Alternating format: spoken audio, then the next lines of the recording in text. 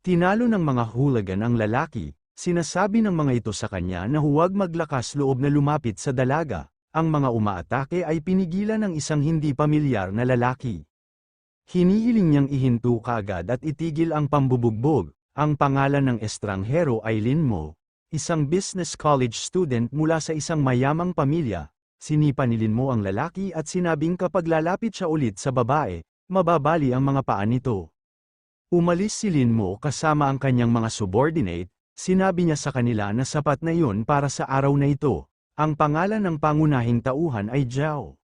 Balak niyang maghiganti sa kanyang mga nagkasala sa malapit na hinaharap. Si Zhao ay nasa matinding sakit at sinusubukang bumangon, kailangan niyang makarating sa unibersidad sa lalong madaling panahon. Biglang narinig ng lalaki ang isang boses na nagsasabi sa kanya na ang may-ari ay aktibo at inaasahan ang isang pag-scan. Napagtanto ni Zhao na ang kakaibang boses ay nagmula sa singsing na nakahiga sa lupa, pinulot niya ito at pinagmasdang mabuti. Ipinaalam ng boses sa lalaki na siya ang napili at ang virtual na Diyos ay nakikipag-usap kay Zhao sa pamamagitan ng singsing. Hiniling ng boses sa lalaki na ilagay ang singsing sa kanyang kamay. Tinutupad ni Zhao ang mga hinihingi ng boses at sinimulan ang proseso ng pag-scan. Kinukumpleto ng lalaki ang proseso ng pag-scan, ang impormasyong natanggap ay labis na ikinagulat niya. Ang lungsod ay ganap na nawasak. Ang mga pulutong ng mga agresibong zombie ay gumagala sa mga lansangan nito. Inaatake ng mga masasamang nilalang ang mga nabubuhay na tao at sinisira sila. Tinanong ng lalaki ang singsing tungkol sa nangyari. Sinasabi ng boses na nakita ni Zhao ang impormasyon tungkol sa katapusan ng mundo at inimbak ito sa kanyang memorya. Ayaw maniwala ni Zhao sa kanyang nakita, naniniwala siya na ang lahat ng nangyari ay masamang biro ng isang tao at sinusubukang tanggalin ang singsing. Ang lalaki ay nasa matinding sakit, isang boses ang nagsasabi sa kanya na kung nakaon ang singsing, hindi ito maalis ng may-ari ng mag-isa. Sinabi ng boses kay Zhao na kung kuskusin mo ang singsing, maaari kang maglunsad ng isang virtual na espasyo na may kakayahang makipag-ugnayan sa mga bagay mula sa totoong mundo. Lumilitaw ang isang malaking cube sa harap ng lalaki, na isang sistema para sa pagpapalitan ng mga mapagkukunan at ng armas. Mayroong isang shopping system sa virtual storage, maaaring mabili ang mga mapagkukunan sa pamamagitan ng pagpatay sa iba pang mga zombie. Isa sa mga pinakamahalagang bagay ay antivirus serum. Sinabi ng boses kay Zhao na kakaunting oras na lang ang natitira bago magsimula ang sakuna, at kailangang maingat na paghandaan ito ng lalaki. Nag-impake si Zhao ng isang malaking bag na may pagkain, tubig, at mga kinakailangang bagay na tutulong sa kanya na mabuhay sa simula. Dumating ang isang lalaki sa isang dormitoryo ng unibersidad kung saan nakilala siya ng kanyang kasama, na ang pangalan ay Bin. Sinabi ni Zhao sa kanyang kasama sa silid na bukas ay ang katapusan ng mundo, at ang mundo ay sasakupan ng mga zombie. Nagulat ang mga lalaki sa kwarto sa sinabi ni Zhao. Hindi sineseryoso ng mga kaklase ni Zhao ang kanyang babala, naniniwala sila na ang lalaki ay nag-overplay ng mga laro sa computer. Tinawag nila si Zhao na isang mahirap na talunan at planong bumisita sa isang internet cafe. Hinihiling ni Zhao na paniwalaan siya ng kanyang kaibigan at seryosohin ang kanyang mga salita. Ang pangunahing tauhan at ang kanyang kaibigan na si Bin ay gumagamit ng mga kasangkapan upang barikada ang pasukan sa silid. Matagal silang nakaupo malapit sa pintuan, naghihintay ng pag-atake ng zombie. Napagod si Bin sa paghihintay at nakatulog. Dumaan ang gabi. Sinabi ni Bin na sa panahong ito ay walang nangyaring kakaiba, sagot ni Zhao sa lalaki. Sinabi niya sa kanya na hindi siya makapagpahinga, dahil ang mga mortal na kaaway ay nasa malapit. Aalis na si Bin sa pangunahing tauhan at matulog, dahil pagod na siya sa walang kabuluhang paghihintay at pagod na, bigla na lang silang kumatok ng malakas sa nakaharang na pinto, at maririnig ang malakas na paghingi ng tulong sa koridor. Takot na takot si Bin. Tinanong niya si Zhao tungkol sa dahilan ng nakakatakot na hiyawan na nagmumula sa koridor. Si Zhao at ang kanyang kaibigan ay pumunta sa bintana upang tumingin sa kalye.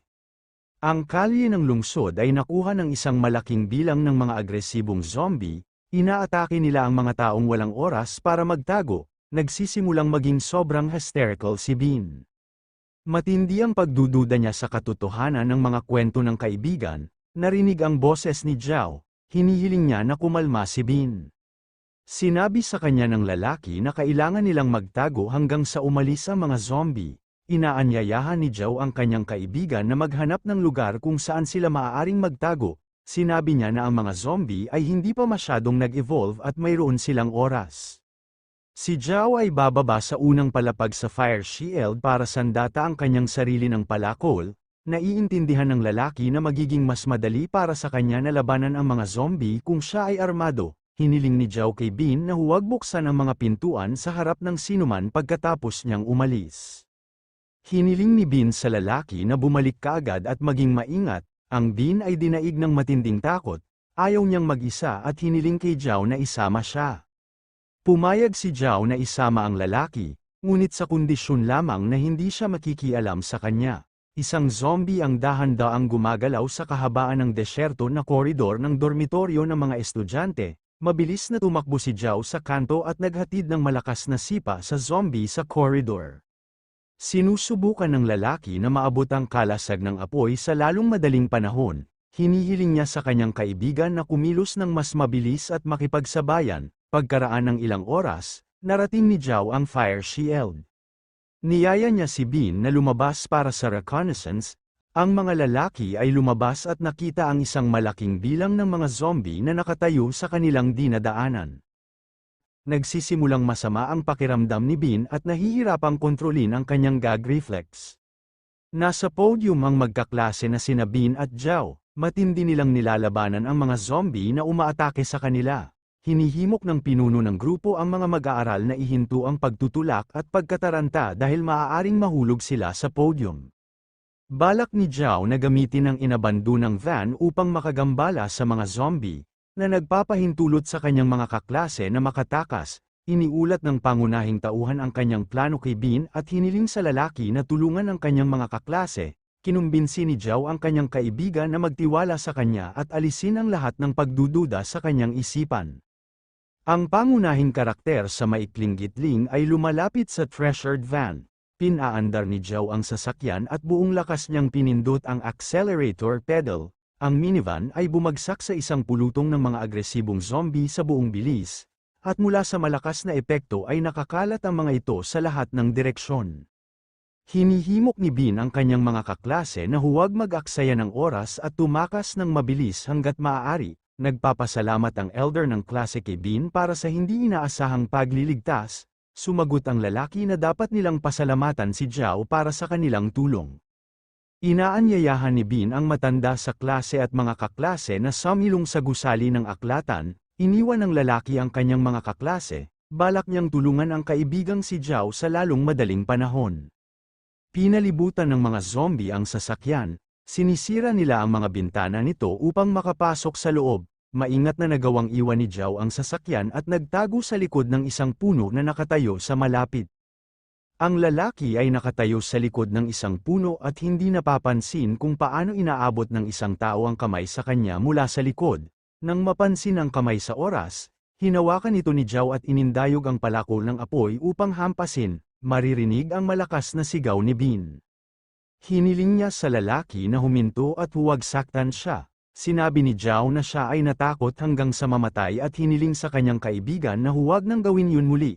Sinabi ni Bean na tinulungan niya ang kanyang mga kaklase at itinuro sila sa library ng unibersidad. Nakita ni Joe ang silid-aklatan na isang magandang kanlungan at inanyayahan si Bean na sumama sa kanyang mga kaklase, sa maikling mga gitling, upang hindi maakit ang atensyon ng mga zombie. Pumunta si Joe at ang kanyang kaibigan sa library. Habang tumatakbo, ibinaba ni Bean ang isang basurahan, na umaakit sa atensyon ng mga kalapit na zombie. Isang malaking bilang ng mga zombie ang sumugod sa mga tumatakas na lalaki. Hiniling ni Joe sa kanyang kaibigan na makipagsabayan at kumilos ng mas mabilis. Ang mga lalaki ay nakarating sa pangunahing pasukan sa library. Kumatok sila sa pintuan at humiling na papasukin sila. Hinihiling ng matanda sa klase na agad na pasukin si Joe at ang kanyang kaibigan. Ang mga nakapaligid sa kanya ay hindi sumasang-ayon sa kanya. Natatakot sila na baka makapasok ang mga zombie sa loob. Pinigilan ng lalaking nakatayo malapit sa pinto ang pinuno ng klase. Ayaw niyang ilagay sa panganib ang mga estudyanteng nagtatago sa library. Hinihiling ng matanda sa klase na palayain kaagad ang mga lalaki, sinabi niya na salamat sa kanila lahat ay nakaligtas. Ang lalaking nakatayo sa pintuan ay tinatawag na Lee Sun. Hinampas niya ng malakas na suntok ang matanda sa klase. Sinabi ni Lee Sun sa mga naroroon na sa anumang pagkakataon ay hindi nila dapat buksan ang pinto, dahil ang mga zombie ay papasok sa silid at sisirain ang lahat. Tahimik na nakatingin ang mga kaklase sa matanda sa klase. Natatakot sila para sa kanilang buhay at sumasang-ayon sa mga salita ni Lee Sun. Tinatawag ng lalaki ang matanda sa klase na isang tanga. Tanga na babae, hinihiling niyang huwag ilagay sa panganib ang kanyang buhay. Hinihiling ni Bean na itigil kaagad ni Lee Sun ang pambubugbog sa matanda sa klase. Nagbabanta siyang haharapin ang lalaki kapag nakapasok na siya sa loob. Naiintindihan ni Bean na walang magbubukas ng pinto para sa kanila. Hindi niya alam kung ano ang susunod na gagawin at humingi ng payo kay Zhao. Hinihiling ng pangunahing tauhan ang kanyang kaibigan na itigil ang hysteria at inutusan siyang sundan siya. Ang mga lalaki ay namamahala upang makatakas at magtago sa isang malapit na gateway. Humingi ng tawad si Bean kay Zhao sa kanyang kabagalan. Hiniling ni Zhao sa kanyang kaibigan na huwag magalit at ituon ang kanyang mga iniisip sa kaligtasan. Galit na galit ang lalaki na naglakas loob si Lee Sun na sakta ng matanda sa klase. Maghihiganti siya sa kanya. Ang mga lalaki ay naglalakad sa paligid ng gusali ng library. Iminumungkahi ni Zhao na pumasok gamit ang naka-unlock na bintana. Pumasok si Zhao sa silid sa pamamagitan ng isang bintana at binuksan ang pintuan sa harapan upang papasukin ang kanyang kaibigan. Sa ground floor ng malaking bulwagan ng akademikong aklatan, matatagpuan ang mga natitirang estudyante. Pagtitiyak ng babae sa pinuno ng klase. Tinatanong niya kung ano ang nararamdaman niya. Ang pag-uusap ng batang babae ay naputol ni Lee Sun, na muling pinagalitan ang matanda sa klase dahil sa panganib sa buhay ng mga estudyante. Sinabi ng babae kay Lee Sun na buhay sila salamat kay Zhao at sa kanyang kaibigan, at hindi sila pinapasok ng kanilang mga kaklase. Pinayuhan ni Lee Sun ang dalaga na itikom ang kanyang bibig at huwag siyang inisin, kung hindi, nagbabanta siya na pisikal na parurusahan ang babae. Sinabi ng batang babae kay Lee Sun na siya ay makasarili at isang ganap na bastard na iniisip lamang ang tungkol sa kanyang sarili. Biglang naputol ang usapan ni Zhao, nilapitan niya si Lee Sun at sinaktan siya ng isang malakas na suntok. Hinawakan ni Bean si Lee Sun sa mga suso. Labis siyang nalulungkot na hindi sila pinapasok ng lalaki, sagot ni Lee Sun kay Bean. Sinabi niya na ginawa niya ito para sa kaligtasan ng kanyang mga kaklase. Naniniwala si Zhao na tama si Lee Sun, dahil kung ang mga zombie ay pumutok sa silid ay sisirain nila ang lahat ng tao. Hinihiling ng mga tao sa paligid ang mga lalaki na huminto sa paggawa ng sobrang ingay, dahil maaari itong makaakit ng atensyon ng mga zombie. Naniniwala si Bean na sinasamantala ni Lee Sun ang takot ng kanyang mga kaklase para sa kanyang pansariling pakinabang. Nilapitan ng matanda sa klase ang mga lalaki at sinabing natutuwa siyang makita silang malusog at hindi nasaktan. Nagpapasalamat ang elder ng klase kay Zhao at sa kanyang kaibigan sa pagligtas sa kanila mula sa tiyak na kamatayan. Lumapit si Zhao kay Lee Sun. Hindi maitago ng pangunahing tauhan ang kanyang pagkairita. Sinaksak niya si Lee Sun at sinabihan siyang huwag ng manggahas na magtaas ng kamay laban sa matanda sa klase sa hinaharap. Galit si Lee Sun sa mga ginawa ni Zhao at sinumpa siya ng galit. Hindi pinayagan ni Zhao na matapos si Lee Sun, hinihiling niyang tumahimik kaagad at binigyan siya ng isa pang malakas na suntok. Ipinaalam ng pangunahing tauhan kay Lee Sun na kung muli niyang itataas ang kanyang kamay laban sa mga babaeng walang pagtatanggol, siya ay mapaparusahan. Hiniling ni Zhao sa elder ng klase na huwag matakot sa anumang bagay at kung sakaling magkaroon ng anumang problema, ipaalam kaagad sa kanya. Humihingi ng paumanhin ang matanda sa klase kay Zhao dahil sa hindi niya mabuksan ang mga pintuan para sa kanila. Hiniling ni Bean sa dalaga na huwag mag-alala.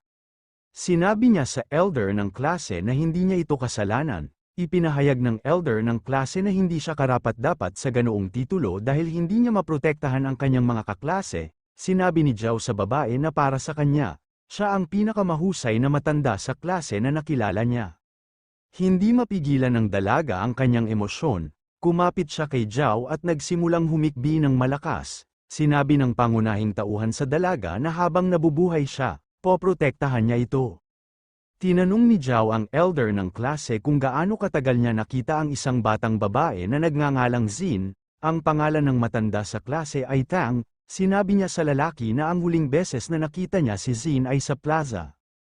Humingi si Tang ng telepono sa mga lalaki para tawagan ang kanyang mga magulang, hindi na sila maabyute ng dalaga matapos lumitaw ang mga zombie, ang mga lalaki ay nagsasabi na ang kanilang mga telepono ay hindi nakakatanggap ng signal. Naniniwala sila na walang koneksyon hindi lamang sa lungsod, ngunit sa buong mundo. Sinubukan ni Zhao na pakalmayan ang dalaga, sinabi niya na ang kanyang mga magulang ay buhay at nagtatago sa isang ligtas na lugar. Gutom na gutom ang mga estudyante, nagrereklamo sila sa isa't isa tungkol sa kakulangan ng pagkain at tubig, ang isa sa mga mag-aaral ay nagpahayag ng kanyang kawalang kasiyahan. Pagod na siya sa mga reklamo ng mga kaklase niya. Ang isa pang estudyante ay hindi sumusuporta sa kanya at walang pakundangan na tumugon sa kanya, may namumuong salungatan sa grupo ng mga estudyante. Napansin ni Zhao at ng kanyang mga kaibigan na nagsisimula ng magtalo ang kanilang mga kaklase, ngunit hindi sila nagmamadaling makialam sa hindi pagkakaunawaan, gustong makialam ni Tang at pakalmayan ang kanyang mga kaklase, pinigilan siya ni Zhao. Sinabi niya na ito ay isang walang silbi at mapanganib na aktibidad. Inaayos ng mga kaklase ang mga bagay-bagay, sinusubukang hanapin ang mga responsable sa kanilang kasalukuyang sitwasyon, ang mga mag-aaral ay nagsimulang maghanap ng tubig at pagkain, ngunit hindi ito nagdudulot ng anumang resulta. Papunta na sa second floor ang mga estudyante, iniisip nila na baka may pagkain sa opisina ng principal, ang mga estudyante ay pinahinto ng isang grupo ng mga hooligan na kinuha ang ikalawang palapag ng gusali. Nagtataka si Bin, hindi niya maintindihan kung paano kinuha ng isang grupo ng mga lokal na hooligan ang ikalawang palapag at kung ano ang ginagawa nila doon. Ang isa sa mga estudyante ay lumapit sa pinuno ng mga hooligan na si Lin Mu. Nagdahilan siya sa kanya at sinabing gusto nilang maghanap ng pagkain o tubig, sinipa ng pinuno ng mga hooligan na si Lin Mu ang lalaki, bumagsak ang estudyante. Galit na galit ang mga kaklase sa inasal ni Lin Mu, maririnig ang kanilang malakas na galit. Lumapit ang babae sa lalaking inatake ni Lin Mu at tinanong siya kung ano ang nararamdaman niya. Ipinahayag ni Lin Mu sa kanyang mga kaklase na mula ngayon sa hagdan na ang hangganan, ang ikalawang palapag ay ang kanyang teritoryo, ang mga estudyante ay nakikinig ng mabuti kay Lin Mu. Ang pinuno ng isang gang ng mga hooligan ay nagpahayag na papatayin niya ang sinumang maglakas loob na tumawid sa hangganan, sinabi ni Lin Mu sa mga mag-aaral na marami siyang pagkain sa itaas. At sino mang gustong kumain ay maaaring palitan nito ng kanilang mga mahalagang bagay, ipinahayag ni Bin ang kanyang opinyon sa kanyang mga kaibigan. Itinuturing ng lalaki ang gayong mga aksyon na kabalbalan, tinawag ni Lin Mu na freak ang kasintahan ng babae at niyaya itong sumama sa kanya, kung papayag siya, nangangako siya ng maraming pagkain. Ang mga ganoong pahayag ay labis na ikinagalit ng dalaga, tinamaan niya si Lin Mu sa kamay. Natamba ang isang pakete ng pagkain mula sa kanya, ang reaksyon ng babae ay ikinagalit ni Lin Mu at sinaktan niya ito ng malakas. Hinawakan ni Lin Mu ang babae sa buhok at humingi ng agarang paghingi ng tawad sa kanya, hiniling ng matanda sa klase kay Lin Mu na ihinto kaagad ang pang-aapi sa kanyang kaklase, panawagan itong sa budi ng pinuno ng mga hooligan. Sabi ng dalaga, sa ganitong sitwasyon, dapat mas magkaisa ang lahat. Sinabi ng matanda sa klase na ang silid-aklatan ay isang pampublikong lugar at ang pagkain sa loob nito ay pag-aari ng lahat. Sinabi ni Lin Mu kay Tong na lahat ng mga guro ay patay na, at ngayon ay walang makakapagprotekta sa babae. Inutusan ng pinuno ng mga bully ang kanyang mga nasasakupan na salakayin ang matanda sa klase. Masayang sinimulan ng mga nasasakupan ni Lin Mu ang mga utos ng kanilang amo. Tumayo si Zhao para sa babae. Lumapit siya, may hawak na palakol sa kanyang kamay, at hiniling kay Lin Mu na huwag masyadong lumayo. Hiniling ni Lin Mu kay Zhao na tumabi at pinagbantaan siya ng masakit na kamatayan kung hindi siya sumunod sa utos. Sinabi ni Zhao sa pinuno ng mga hooligan na lumipas na ang kanyang oras, at bilang tanda ng kanyang lakas, tinamaan niya ng palakol ang pintuan. Hiniling ng mga nasasakupan ng pinuno ng mga hooligan na si Lin Mu na huwag makipag-ugnayan kay Zhao dahil armado at seryoso ang lalaki, Muling ibinalita ni Lin Mo sa kanyang mga kaklase na ang buong ikalawang palapag ay personal niyang pag-aari, ang pinuno ng mga hooligan at ang kanyang mga subordinate ay nagretiro sa kanilang sahig, ang kanilang mga kaklase ay tahimik na nanunood sa kanila. Hinihiling ni Lin Mo na agad na hanapin siya ng kanyang mga nasasakupan ng ilang armas. Naniniwala si Bin na labis na tinakat ni Lin Mo ang elder ng klase, pilit niyang pinapakalma ang dalaga. Sinabi ni Zhao sa kanyang mga kaibigan na sa matinding sitwasyon ay ibinubunyag ng mga tao ang kanilang panloob na kalikasan.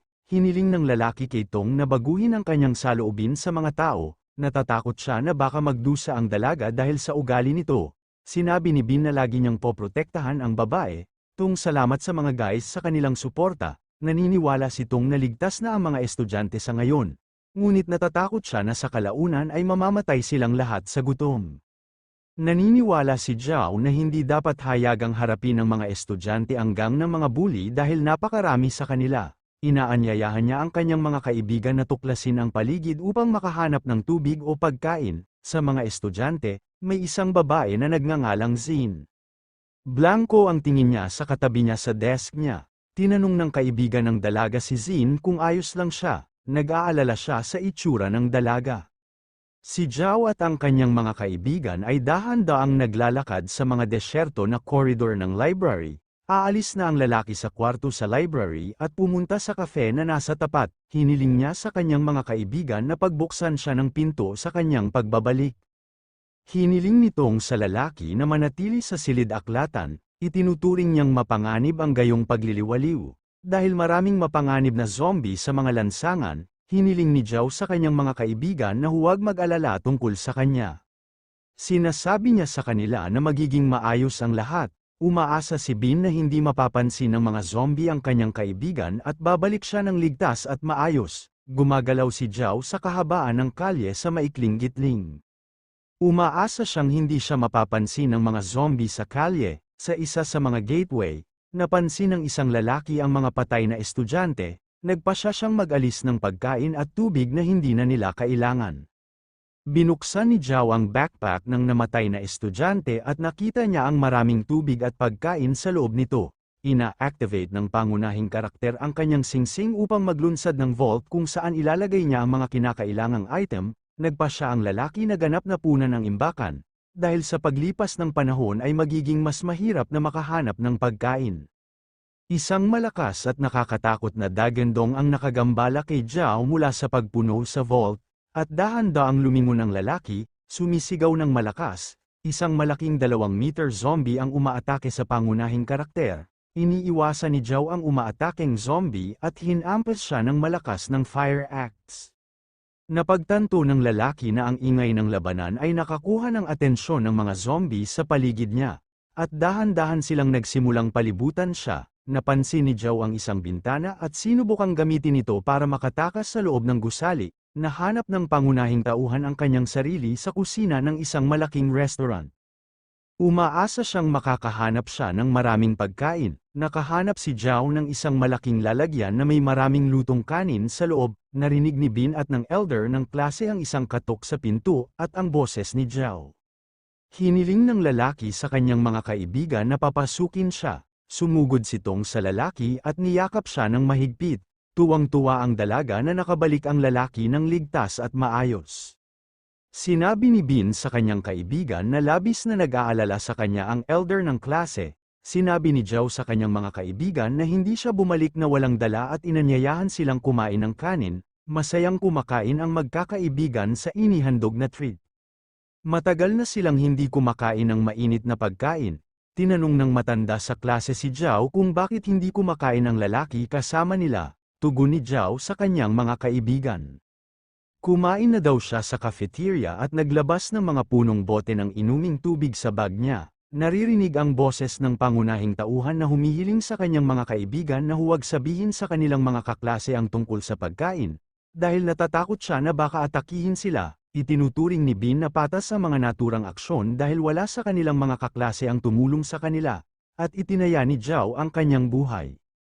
Lumapit si Zhao sa front door. Napagtanto niya na ang mga zombie ay napakalapit. Nauunawaan ng pangunahing tauhan na ang mahabang pagliban ay magdudulot ng hinala sa kanyang mga kaklase at nag-aalok na sumama sa kanila. Bumaba si Linmo mula sa ikalawang palapag at sa mapanuksong paraan ay sinabi niya sa kanyang mga kaklase na labis siyang nag-aalala sa kanila. Inaanyayahan ni Zhao ang kanyang mga kaibigan na huwag mag-react sa mga ganitong provocation, dahil napakalakas ng gang ng mga hooligan. Lumapit si Linmo kay Zin at sinabi sa babae na mayroon siyang pagkain at tubig.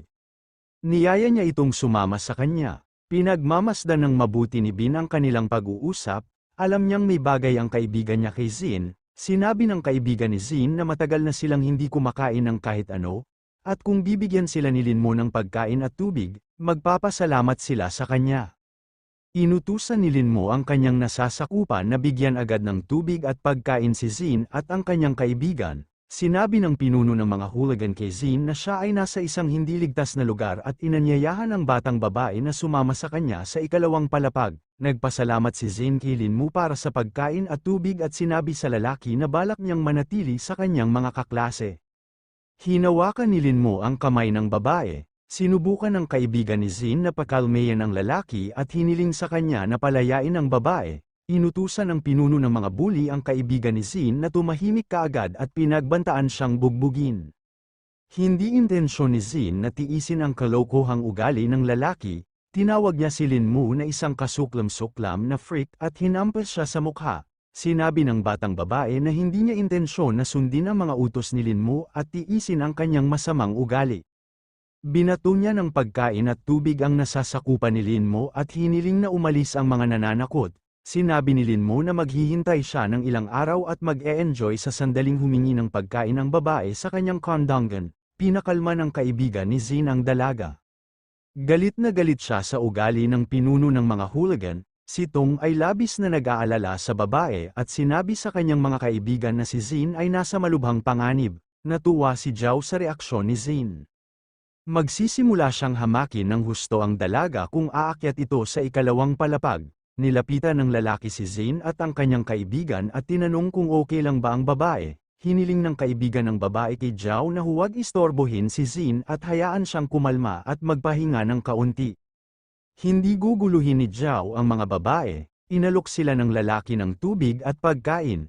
Hiniling ng pangunahing tauhan si Zin at ang kanyang kaibigan na tumanggap ng pagkain at tubig mula sa kanya. Sinabi ng lalaki na hindi niya hinahabol ang mga makasariling interes at sinabi na gusto lang niyang tulungan ang mga batang babae. Nakatayo si Li Sun sa threshold ng opisina ng hooligan leader, humihiling na makinig sa kanya. Tinanong ni Linmo ang lalaki kung bakit niya sinasayang ang kanyang mahalagang oras. Sinabi ni Li Sun sa pinuno ng mga hooligan na mayroon silang napakagandang relasyon sa nakaraan at sinabi na maaari siyang maging lubhang kapaki-pakinabang sa gang. Hiniling ni Linmo na pangalanan ang kahit isang dahilan kung bakit dapat niyang tanggapin ang lalaki sa gang. Nangako si Li Sun na dadalhin ang pinuno ng babaeng gusto niya. Laking gulat ng kaibigan ni Zin sa ginawa ni Zhao. Tinatanong niya kung ano ang relasyon nila. Sagot ni Zin sa kaibigan. Sinabi niya na hindi niya kilala si Zhao, magkaklase lang sila. Sinabi ng batang babae kay Zin na sila ay nasa malaking panganib at ang pinakamahusay na paraan upang maprotektahan ang kanilang sarili ay ang maghanap ng taong mapagkakatiwalaan nila. Ang pangalan ng kaibigan ni Zin ay Elisa. Naniniwala siya na si Zhao ay isang kaakit-akit na binata na kayang protektahan sila. Tinanong ni Zhao ang kanyang kaibigan kung bakit nalulumbay ang matanda sa klase. Sinabi ni Bin kay Zhao na labis na nalungkot si Tang tungkol sa kanyang pakikipag-usap kay Zin. Ang pag-uusap ni Zhao sa kanyang mga kaibigan ay naputol ng malakas na impact ng isang katawan na nahulog mula sa ikalawang palapag. Itinabi ni Zhao ang kanyang mga kaklase at gustong lumapit para malaman kung ano ang nangyayari. Isang madilim na paningin ang lumitaw sa harap ng lalaki, isang patay na batang babae ang nakahiga sa sahig, na nahulog mula sa ikalawang palapag. Sinabi ni Li Sun sa kanyang bagong amo na magdadala siya ng bagong babae sa malapit na hinaharap. Ang puso ni Zhao ay puno ng galit at puot. Gustong ipaghiganti ng lalaki ang babae, ngunit naiintindihan niya na imposible ito ngayon. Dahil napakalakas ng grupong Linmo, nilapitan ni Zhao ang pinatay na babae. Tinakpan niya ito ng jacket at nagbasa ng panalangin ng palm. Ipinaalam ni Lee Sun sa kanyang bagong amo na ang kanyang mga kaklase ay lubhang naapektuhan ng pagpatay sa babae at balak nilang maghiganti. Sinabi ni Zhao na babayaran ni Lin Mo ang kanyang mga krimen at magmamakaawa. Gabi na, ang mga pagod na mga estudyante ay natutulog sa sahig ng unang palapag. Isang malakas na ingay ang gumising kay Zhao. Binuksan ng lalaki ang kanyang mga mata. Takot na takot siya sa mga hindi maintindihang tunog.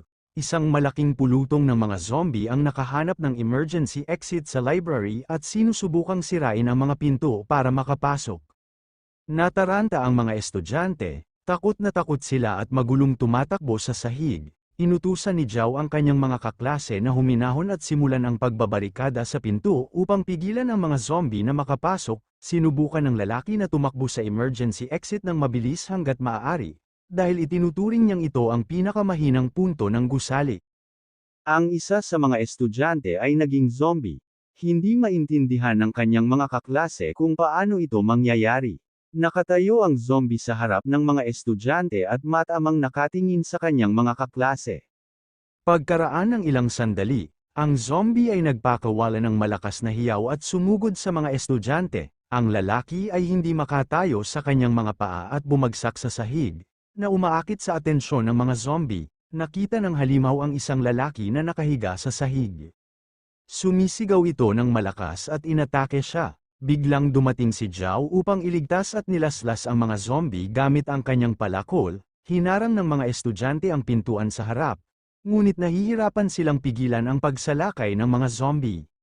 Bumukas ang pinto sa likod ng library at isang malaking pulutong ng mga agresibong zombie ang sumugod sa silid. Lumipat ang mga zombie patungo sa mga estudyante at narinig ang boses ni Zhao, na nag-uutos sa mga estudyante na tumakas. Sigaw ni Zhao sa kaibigan.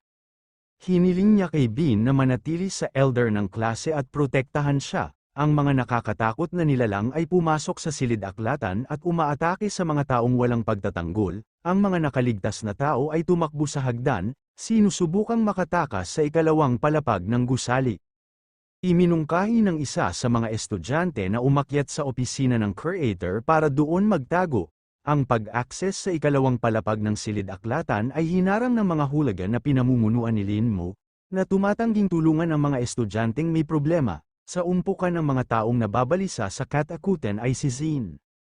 Ang babae ay disoriented at sobrang takot. Natagpuan ni Zhao si Zin sa isang pulutong ng mga tao at inanyayahan ang batang babae na sundan siya upang iligtas ang kanyang buhay. Hinihiling ng lalaki sa babae na magtiwala sa kanya. Nangako siyang dadalhin siya sa isang ligtas na lugar. Si Zhao at ang kanyang mga kaibigan ay tumakbo sa koridor hanggang sa dulong bahagi ng gusali. Tumakbo ang mga kabataan sa banyo ng mga lalaki, na may bintanang patungo sa kalye.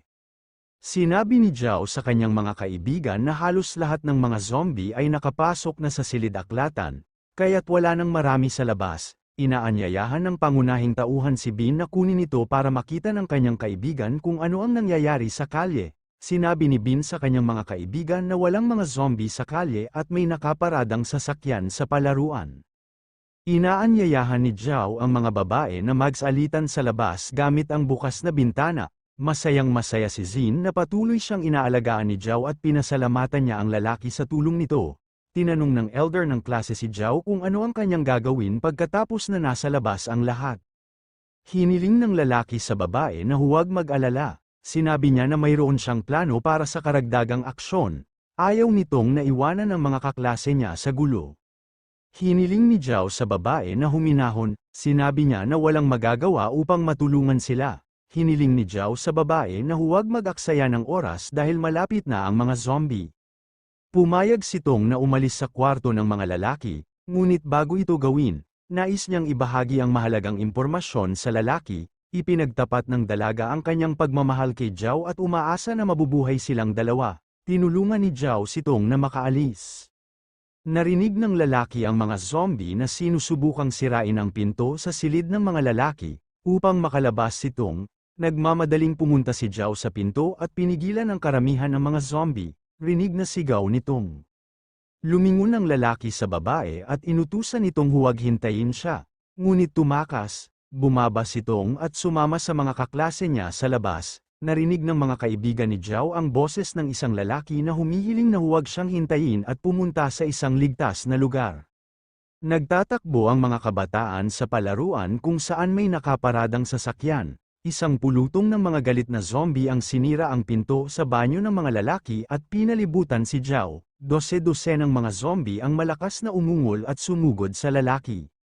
Nilalabanan niya ang mga halimaw gamit ang palakol ng apoy. Pumunta si Bin at ang mga babae sa isang nakaparadang sasakyan. Sinubukan ng lalaki na paandarin ang makina. Sinabi nitong kay Bin na hindi siya makakaalis ngayon. Hinihiling niyang hintayin si Zhao. Iginiit ng batang babae na hindi sila maaaring manatili sa paradahan, dahil malapit nang lumitaw ang mga zombie dito at kakainin silang lahat. Hiniling ng kaibigan ni Zin na umalis kaagad at huwag nang hintayin si Zhao. Naniniwala siya na maaaring patay na ang lalaki. Bumabas itong sa sasakyan at balak bumalik sa men's room para kunin si Zhao. Pinipigilan siya ni Bin. Sinabi ng lalaki na nangako siya kay Zhao na protektahan si Tong at ayaw niyang mamatay ang babae ng walang kabuluhan. Nakipag-ugnayan si Bin sa elder ng klase. Sinabi niya na babalik si Zhao dahil dapat may plano siya. Hindi naniniwala si Tong na kakayanin ni Zhao ang isang malaking bilang ng mga zombie ng mag-isa. Hinikayat siya ni Bin na bumalik sa kotse. Pinindot ng Bin ang pedal ng gas at ang mga kabataan ay umalis sa ligtas na lugar. Dose-dose ng mga nawasak na zombie ang nakahiga sa sahig ng banyo ng mga lalaki sa silid-aklatan. Dahan-daang naglalakad si Zhao sa stadium ng universidad. Wala nang lakas ang lalaki pagkatapos ng pakikipaglaban sa mga zombie. Gumagawa siya ng ilang hakbang, nawalan ng malay at nahulog sa treadmill. Isang boses ang lumilitaw sa kanyang isipan, nagbabala sa kanya na ang kanyang buhay ay nasa panganib at kinakailangan na agarang gumamit ng gamot upang ma-neutralize ang virus. Gamit ang singsing, ina-activate ni Zhao ang virtual storage at inilabas ang flask na may kasamang gamot. Siya ay labis na nag-aalala tungkol sa mga posibleng kahihinatnan ngunit naiintindihan niya na wala siyang pagpipilian. Ang lalaki ay nag-inject ng sarili sa bakuna. Kinaumagahan, natauhan si Zhao, nakaramdam ng matinding sakit sa buong katawan. Natutuwa si Zhao na buhay siya. Napagtanto niya na wala siyang mutisayon o malubhang pinsala sa katawan. Naririnig ng lalaki ang boses ng isang virtual na Diyos, na nag-uulat na matagumpay siyang umunlad sa pangalawang klase sa 19 na available. Nang walang nararamdamang pagbabago sa kanyang katawan, sinubukan ni Zhao kung gaano kalaki ang pagbuti ng kanyang pisikal na lakas. Ang pangunahing tauhan ay nagsagawa ng isang malakas na suntok sa isang haligi ng bato. Isang malaking bato ang nahati sa kalahati. Si Zhao ay hindi kapani-paniwalang masaya sa pisikal na lakas na ibinibigay ng ikalawang antas ng ebolusyon. Iniisip ng lalaki na may inggit si Bin sa ganoong lakas. Ang pangunahing karakter ay bumalik sa akademya upang suriin ang mga lugar para sa presensya ng mga nakaligtas. Matagal na gumagala si Zhao sa mga sirang silid-aralan at silid. Sa lahat ng oras na ito ay wala pa siyang nakikilalang buhay na tao.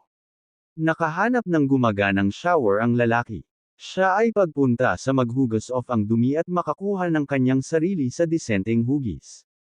Umupo si Zhao sa sopa at nanunood ng TV.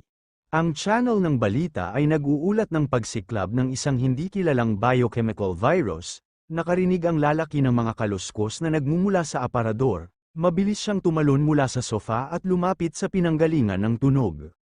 Biglang binuksan ni Zhao ang mga pinto ng aparador at itinaas ang kanyang palakol para hampasin. May isang batang babae sa aparador. Siya ay sumisigaw ng malakas at humihingi ng awa. Sinusubukang pakalmehin ang babae, sinabi ng lalaki sa kanya na siya ay isang tao at hindi isang zombie. Takot na takot ang dalaga. Panay ang iyak niya. Pilit siyang pinapakalma ng lalaki. Ang pangalan ng babae ay Cheng. Isa siyang estudyante sa Fine Arts Department. Sinabi ni Cheng na siya at ang kanyang kaibigan ay labis na natakot at nagugutom. Hindi nagtagal ay inalok sila ni Lee ng pagkain at proteksyon. Nang umakyat ang mga babae sa ikalawang palapag, nagsimula silang matakot at mapahiya. Hindi nakatiis ang kaibigan ni Cheng at tumalon pababa. Tandang-tanda ni Zhao ang babaeng tumalon mula sa ikalawang palapag kahapon. Ang kakilakilabot na larawan ng pagkamatay ng batang babae ay nasa harap ng mga mata ng lalaki. Sinabi ni Cheng na ang mga zombie ay pumunta sa ikalawang palapag. Ginamit ng mga hooligan ang bintana para bumaba. Natakot ang dalaga na tumalon mula sa bintana at nagtago sa aparador. Itinuturing ni Zhao na mga moral na halimaw ang mga nananakot dahil tumakas sila at iniwan ang babae para kainin ng mga zombie. Tinanong ni Cheng ang pangunahing tauhan kung ano ang kanyang pangalan. Sumagot ang lalaki na ang kanyang pangalan ay Zhao. Marami nang narinig ang dalaga tungkol sa mga kabayanihan ni Zhao. Natutuwa siya sa kung paano tinuruan ng lalaki si Li ng leksyon. Sinabi ni Zhao sa babae na walang kabayanihan sa kanyang aksyon. Naniniwala siya na ang sinumang may mabuting asal ay dapat kumilos ng ganito. Napagtanto ng lalaki na gutom na ang babae at inalok siya ng pagkain at tubig.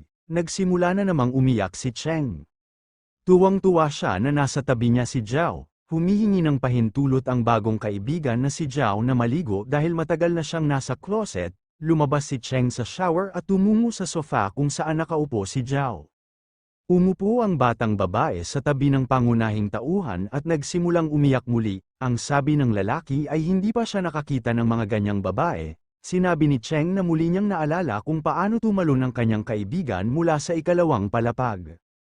Hindi mapakali ang dalaga. Sinabi niya na sa kasalukuyan ang mga zombie ay nasa lahat ng dako at hindi niya alam kung ano ang gagawin. Sinabi ni Zhao sa batang babae na narinig niya sa balita kung paano lumikha ang gobyerno ng isang base para sa mga nakaligtas at nagmumungkahi na ang babae ay magkasamang pumunta sa base. Tinanggap ni Cheng ang alok ng lalaki at pinasalamatan siya sa kanyang tulong at pangangalaga. Niyaya ni Zhao ang dalaga na magpalit ng damit na kinuha niya sa dorm. Hindi mapigilan ni Cheng ang kanyang emosyon. Lumapit ang babae sa lalaki at hinalikan ito ng malalim. Sinabi ni Cheng kay Zhao na wala siyang pera upang bayaran siya at iminumungkahi na pag-usapan nila ang mga alternatibong opsyon. Hindi inaasahan ni Zhao ang ganoong proposal mula sa dalaga. Hindi mapigilan ng lalaki ang kanyang galit at inis. Sinabi ni Cheng sa lalaki na hindi niya naiintindihan ang lahat. Ang kanyang damdamin ay hindi makasarili at taos puso. Tinanong ni Cheng ang lalaki kung hinalikan niya ang mga babae bago siya. Matindi ang reaksyon ng lalaki sa sinabi niya. Masaya si Cheng sa katotohanan na siya ang unang babae na hinalikan ng isang lalaki sa kanyang buhay.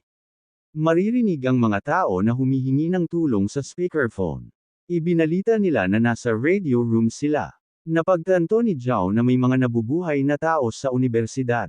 Balak niyang iligtas ang mga taong nakulong. Isang malaking bilang ng mga zombie ang gumagala sa corridors ng unibersidad. Mabagal silang gumagalaw at naglalabas ng nakakatakot na mga alulong. Isang grupo ng mga tao ang tumakas patungo sa silid ng radyo ng unibersidad. Hinarang nila ang pintuan sa harap sa pag-asang maprotektahan ang kanilang sarili mula sa mga zombie. Umakyat si Zhao sa isang puno sa tapat ng silid ng radyo at sinubukang itawag ang atensyon ng mga tao sa kanyang sarili.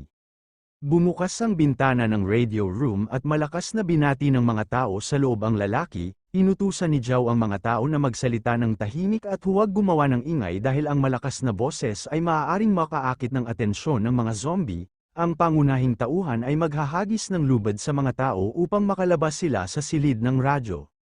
Ang mga tao sa silid ng radyo ay ligtas na ikinakabit ang lubid at sa tulong nito, isa-isa silang bumaba sa kalye. Tumingin-tingin si Zhao sa paligid habang tinutulungan ni Cheng ang mga tao na makalabas sa gusali ng unibersidad. Ang isa sa mga lalaki ay hindi makahawak ng lubid. Bumagsak siya sa lupa at sumigaw ng malakas. Masyadong malakas ang pagkahulog ng lalaki, nakuha nito ang atensyon ng mga kalapit na zombie. Inutusan ni Zhao ang lahat na tumakbo sa paradahan ng sasakyan sa tabi ng unibersidad. Ang mga tao ay mabilis na nagmamadali patungo sa isang kotse na nakaparada sa isang parking lot. Sinisikap ni Zhao na ayusin at pakalmayan ang mga tao. Hinihiling niya na hayaan nila ang dalaga. Ang mga nailigtas na tao ay hindi nakikinig sa lalaki. Kinuha nila ang lahat ng upuan sa kotse at sinubukang itaboy ang clumsy na kaklase na nakakuha ng atensyon ng mga zombie. Ayaw pumasok ni Cheng sa sasakyan. Humingi siya ng pahintulot kay Zhao na manatili sa kanya. Sinabi ni Zhao sa babae na ang pananatili sa kanya ay magiging lubhang mapanganib para sa kanya. Gusto niyang pumunta ang dalaga sa isang ligtas na lugar. Hiniling ni Cheng kay Zhao na tingnan mabuti ang kanyang mga kaklase, naniniwala siya na hindi ligtas na malapit sa kanila. Malakas na nagmumura ang mga kaklase, patuloy silang nagsalo ng upuan sa sasakyan. Si Zhao ay hindi nasisiyahan sa paraan ng pag-uugali ng mga kaklase na kanyang naligtas. Hinihiling niya na huwag silang maging kaawa-awa, makasarili na mga nilalang. Ang mga kaklase ay nag-aalinlangan na gumawa ng mga dahilan kay Zhao at umalis sa lugar ng unibersidad. Sinabi ni Zhao sa babae na may lalabas na zombie. Kailangan nilang sumilong sa isang ligtas na lugar sa lalong madaling panahon. Ginagamit ni Zhao at Cheng ang isang abandonadong kafe bilang silungan. Naghanda ng pansit ang dalaga. Papakainin niya ang lalaki. Nagulat si Zhao sa ganda at katakam-takam na hitsura ng noodles ng dalaga. Umaasa si Cheng na talagang magugustuhan ng lalaki ang inihanda niyang ulam. Hindi tumitigil si Zhao sa pagpupuri sa dalaga. Matagal na raw siyang hindi nakakakain ng ganoon kasarap na mainit na pagkain. Itinuring ni Cheng si Zhao bilang kanyang kasintahan. Isinasa puso ng pangunahing tauhan ang impormasyong ito. Hindi maintindihan ng dalaga kung bakit ganoon kabilis ang reaksyon ni Zhao sa kanyang mga sinabi. Gusto niyang pasalamatan ang lalaki sa kanyang pagmamahal at pag-aalaga. Sinabi ni Zhao kay Cheng na iniligtas niya siya dahil sa mga prinsipyong moral. Ang lalaki ay hindi nais na makatanggap ng gantimpala para sa pagligtas sa babae. Patuloy na pagpupumilit ni Cheng, sinabi niya kay Zhao na mahal niya ito. Hiniling ng pangunahing karakter sa batang babae na ihinto agad ang gayong mga pag-uusap. Nagsimulang umiyak si Chang. Sobrang sama ng loob niya dahil hindi siya gusto ng lalaki. Sinabi ni Zhao sa babae na hindi siya ang dahilan, ngunit mayroon siyang minamahal. Napakalakas ng reaksyon ni Chang nang malaman niyang ang kat-aipa ni Zhao ay si Xin. Naniniwala si Chang na napakaliit ng pagkakataon ng lalaki dahil si Xin ay isang sikat na babae mula sa isang mayamang pamilya. Iniisip ng dalaga na makakaligtas lang siya kung isang malakas na lalaki ang nasa tabi niya. Sinabi ni Chang sa lalaki na siya ay lubos na masaya sa pagiging kanyang may bahay. Bumaba sina Zhao at Chang sa basement ng gusali kung saan may malaking paradahan ng sasakyan. Pinipili ng mga kabataan ang isang bagong modernong SUV na may mas mataas na kapangyarihan. Sinabi ni Chang sa lalaki na noon pa man ay pinangarap niyang magmaneho ng moderno at mamahaling kotse. Naglabas si Zhao ng mapa. Sinusubukan ng lalaki na hanapin ang lugar kung saan matatagpuan ang base ng survivor. Biglang may sumulpot na grupo sa harap ng sasakyan. Biglang napa-brake si Chang. May isang babae sa kalsada na may kasamang dalawang lalaki. Hiniling nila sa iyo na buksan ang mga pinto ng kotse at papasukin sila. Napagtanto ni Zhao at Chang na tao ang mga estranghero at sumang-ayon na pasakayin sila. Tinanong ni Zhao ang mga estranghero kung saan sila pupunta. Ang hindi pamilyar na babae ay umiiwas na sumagot. Ang pangunahing tauhan ay nagtatanong sa mga estranghero kung paano sila napunta sa highway. Sinabi ng hindi pamilyar na batang babae na siya, ang kanyang kasintahan at kapatid ay nagtatago sa malapit. Ang pangalan ng estranghero ay Kate at sinabi niya na sina Zhao at Chang ay ang perpektong mag-asawa. Tinanong ni Kate si Zhao kung ano ang nasa kanyang bag. Sabi ng dalaga, matagal na silang hindi kumakain ng kahit ano. Inialok ni Kate sa lalaki ang kanyang mamahaling brand na relo kapalit ng pagkain at tubig. Nakikibahagi si Zhao ng pagkain sa mga bagong kakilala. Binigyan niya ang babae ng 3 maliliit na sausage. Hindi nasisiyahan ang kapatid ni Kate sa dami ng pagkain na ibinahagi ni Zhao, at sinabing dapat marami pang supply sa bag. Tumugon si Chang sa mga bagong kakilala. Sinabi ng batang babae na ang pagkain ngayon ay isang mahalagang mapagkukunan at hindi ito sapat para sa kanila mismo. Labis na hindi nasisiyahan ang kapatid ni Kate sa sagot ng dalaga. Hindi niya maitago ang iritasyon. Inabutan ni Kate ang kanyang kapatid ng isang sausage. Sinusubukan niyang pakalmayan siya at baguhin ang paksa ng pag-uusap. May nakita si Chang nakakilabot sa kalsada. Hiniling niya kay Zhao na tumingin kaagad sa unahan. Sa unahan ng kalsada ay may tumaob na sasakyan kung saan sinusubukang umakyat ng mga galit na zombie. Ang mga kabataan ay dumaan sa isang sirang kotse. Napagtanto nilang mga kaklase nila iyon. Hinihiling ni Zhao na huwag tumigil at magpatuloy sa landas. Ang ilan sa mga zombie ay humiwalay sa kanilang grupo at sinubukang abutin ang mga kabataan. Naniniwala si Chang na ang kanyang mga kaklase ay nararapat sa kapalarang ito dahil sila ay kumilos ng makasarili at kasuklam-suklam. Naiintindihan ni Kate na pupunta sila sa lungsod. Hiniling ng batang babae na lumiko sa ibang lugar, dahil maraming tao sa lungsod na naging mga zombie. Sagot ni Zhao kay Kate. Sinabi ng lalaki na wala siyang balak na lumiko kahit saan, at kung wala sila sa kalsada, handa siyang ihatid ang kanyang mga bagong kakilala kahit saan. Biglang naglabas ng baril ang kapatid ni Kate at itinutok ito sa ulo ni Zhao, na hinihiling na sundin ang mga tagubilin ng kanyang kapatid. Takot na takot si Chang. Pilit niyang kinakalma ang sarili. Hinihiling ni Kate na sundin niya ang kanyang mga utos, pagkatapos ay iiwan niyang buhay ang mga kabataan. Sinabi ni Kate na hindi sila masamang tao, ngunit nagbago ang mundo kamakailan, at kailangan lang nilang isipin ang tungkol sa kanilang sarili.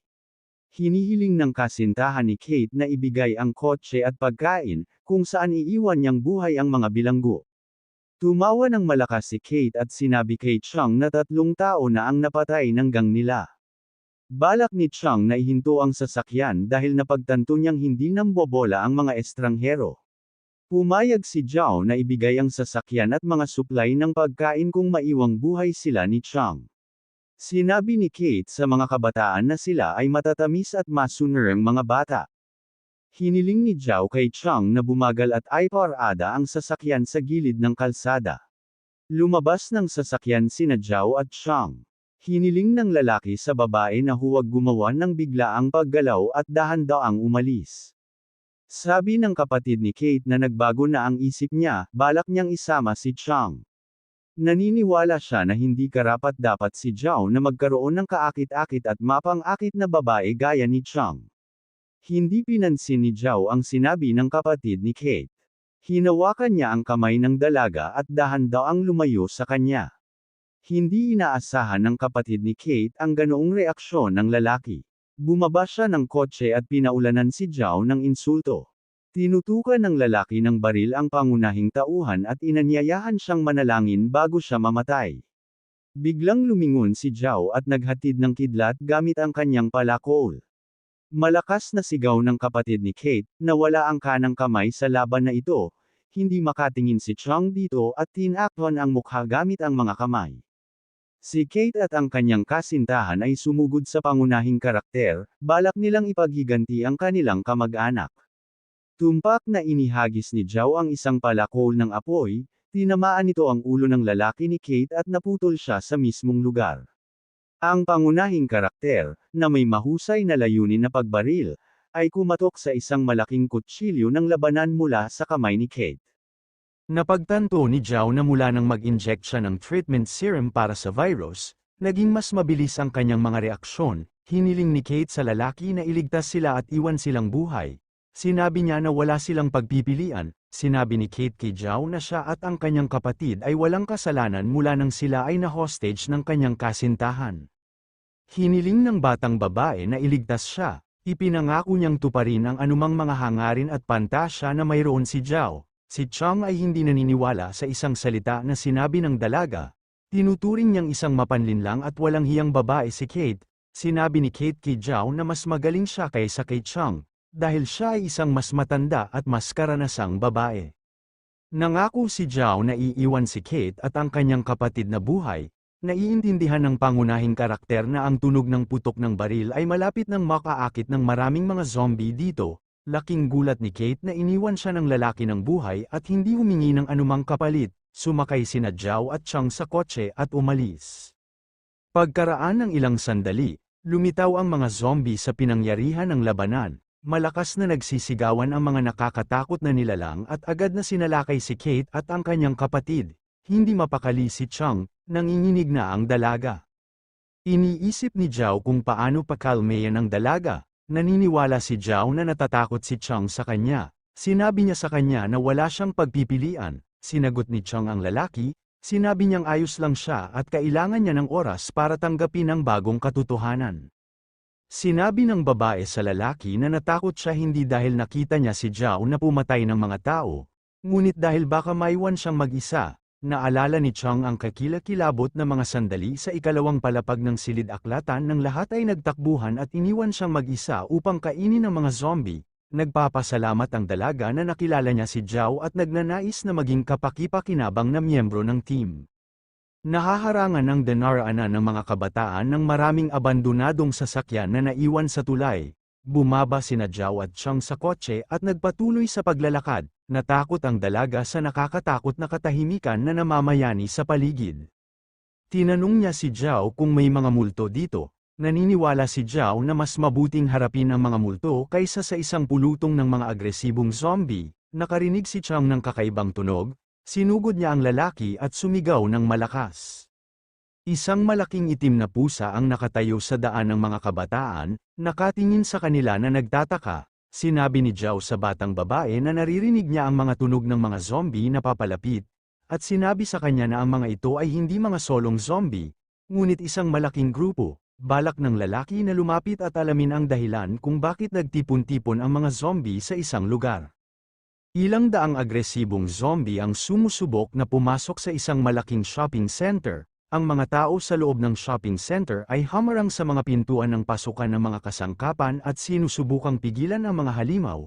Nakita ni Zhao ang isang malaking bintana sa itaas na palapag ng gusali at balak niyang umakyat doon upang makita kung ano ang nangyayari sa loob. Isang binata sa loob ng isang shopping center ang umaaliw sa kanyang nasugatang kapatid na babae. Hinihiling ng mga tao sa paligid niya na agad na itapon ng lalaki ang kanyang kapatid na babae sa kalye dahil nakagat ito ng zombie. Hinihiling ng batang babae sa lalaki na agad na alisin ang kanyang kapatid dahil malapit na itong maging zombie at maaaring sirain ang lahat ng mga tao sa loob. Sinabi ng lalaki na ang sugatang babae ay kanyang sariling kapatid na babae at hindi siya maaaring magtaas ng kamay laban sa kanya. Iginiit ng batang babae na agad na patayin ng lalaki ang kanyang kapatid. Ipinaliwanag sa kanya na ang kanyang kapatid na babae ay hindi na tao. Ang pangalan ng lalaki ay Dennis. Hiniling niya sa dalaga na maging mas makatao simula nang iligtas ng kanyang sugatang kapatid ang buhay nito. May malay si Ate Dennis, sinabi ng batang babae na ayaw niyang maging isang pangit na zombie. Ang mga tao sa paligid ay humihiling na agad na alisin ni Dennis ang kanyang sugatang kapatid na babae. Kung hindi ay masisira silang dalawa, sigaw ni Dennis sa mga nakapaligid sa kanya. Nagbabantang papatayin ang sinumang humawak sa kanyang kapatid. Isang malaking lalaki ang sumugod kay Dennis, na nagbabalak na sirain ang lalaki at ang kanyang kapatid na babae. Si Dennis ay may mahusay na mga kasanayan sa boxing, na nagpapahintulot sa kanya na mabilis na makitungo sa isang malaking tao. Isang matandang negosyante ang nag-utos sa mga nakapaligid sa kanya na lusubin si Dennis. Maingat na pinagmamasdan nina Zhao at Cheng ang nangyayari sa bintana. Naniniwala sila na sa matinding sitwasyon ang mga tao ay madaling kapitan ng pagiging makasarili. Patuloy ang galit na galit, tinanggihan ni Dennis ang mga pag-atake ng maraming kalaban. Si Zhao ay namangha sa katatagan ng isang lalaki na handang iligtas ang isang mahal sa buhay sa anumang paraan. Ang pangunahing tauhan ay nagnanais na lumikha ng isang pangkat ng gayong mga tao. Ang mga puwersa ay masyadong hindi pantay. Tinalo ng mga tao sa loob ng business center si Dennis, isang lalaking may paniki ang lumapit sa taunang si Dennis. Sinabi niya sa kanya na haharapin muna niya ang kanyang kapatid na babae, at pagkatapos ay sisirain siya. Isang lalaking may paniki ang lumapit sa babaeng nahawahan, hinihiling ng mga nakapaligid sa kanya na agad siyang sirain. Itinaas ng lalaki ang kanyang paniki sa ibabaw ng kanyang ulo upang hampasin, at ang mga boses ng mga nakapaligid sa kanya ay narinig na tumatawag sa halimaw na wasakin sa lalong madaling panahon. Isang malakas na tunog ng nabasag na salamin ang narinig, nakakaakit ito ng atensyon ng mga tao, tumingala sila. Pumasok sina Zhao at Cheng sa pamamagitan ng sirang bintana. Ang lalaki ay nakakadiri sa lugar na ito. Iniisip ng mga tao na lumitaw si Zhao upang iligtas sila, at hilingin sa lalaki na tulungan sila kaagad. Sinabi ni Zhao sa mga tao sa ibaba na isang tao lang ang mailigtas niya. isang matandang negosyante ang humiling na iligtas siya. Dahil presidente siya ng isang sikat na kumpanya, nangako siyang magbabayad ng malaki para sa serbisyo. Ang batang babae ay nagsimulang makipagtalo sa isang matandang negosyante, isinasaalang-alang ang kanyang sarili na napakabata at maganda para mamatay. Sinigawan ni Zhao si Dennis at tinanong kung ano ang kanyang pangalan, sabi ni Dennis sa pangalan niya. Umaasa si Dennis na may paraan para mailigtas ang sugatang kapatid. Hiniling ng lalaki na huwag iligtas si Dennis sa anumang pagkakataon.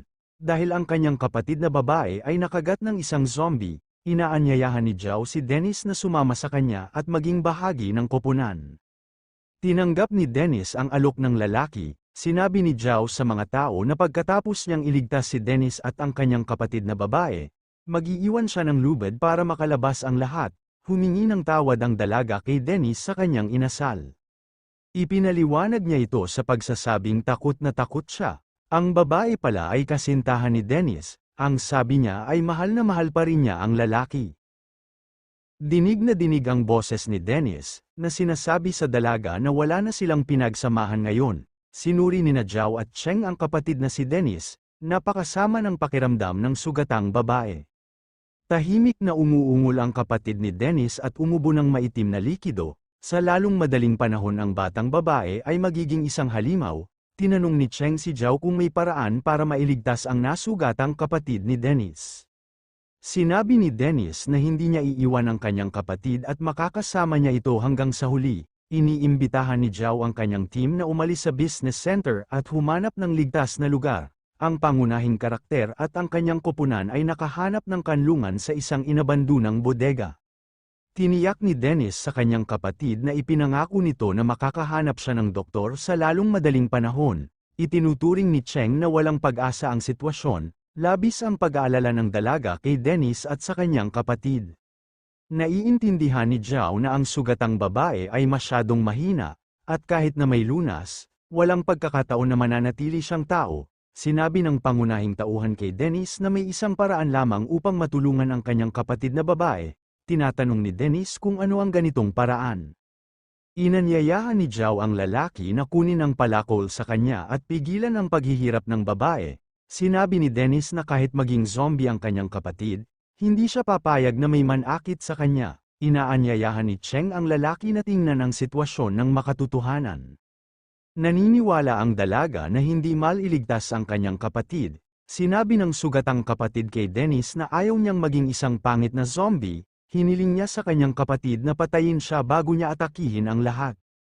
Hiniling ni Sister Dennis kina Zhao at Cheng na alagaan ang kanyang kapatid pagkatapos ng kanyang kamatayan. Nangako si Zhao sa babae na bantayan ang kanyang kapatid at hindi niya hahayaang gumawa ng anumang katangahan. Sinabi ng sugatang kapatid na si Dennis sa kanyang kapatid na babantayan siya mula sa langit at mawalan ng malay.